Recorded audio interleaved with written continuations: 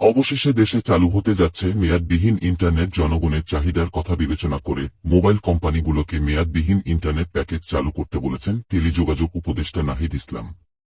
আজ বুধবার ডাক ও টেলিযোগাযোগ বিভাগের অফিস কক্ষে বাংলালিংক প্রতিনিধি দলের সাক্ষাতের সময় উপদেষ্টা এই কথা বলেন। নাহিদ ইসলাম বলেন, তরুণ প্রজন্মের চাহিদার পরিপ্রেক্ষিতে ইন্টারনেটের মূল্য কমানোর পাশাপাশি সব মোবাইল অপারেটরদের মেয়াদবিহীন ইন্টারনেট প্যাকেজ চালুর চেষ্টা করতে হবে।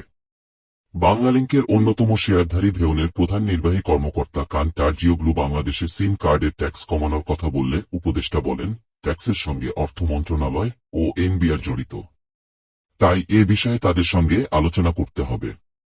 তারপর একটা ইতিবাচক সিদ্ধান্ত নেওয়া হবে। বাংলালিংকের chief legal officer Jaharat Adib Chowdhury জনপ্রিয় অ্যাপ্লিকেশন টফির ব্যবহারে বিভিন্ন বাধার কথা উল্লেখ করলে উপদেষ্টা বলেন, বিষয়টি খতিয়ে দেখা হবে। বাংলাদেশে বিনিয়োগের আগ্রহ প্রকাশ করেন কান্টারজিওগ্লু।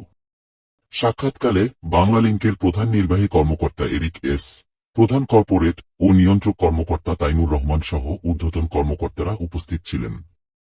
এই সময় তারা আরও বলেন যে মেয়াদবিহীন ইন্টারনেট এখন সময়ের দাবি। দেখা যাক কতদিনের মধ্যে সোনার বাংলায় মেয়াদবিহীন ইন্টারনেট আসবে।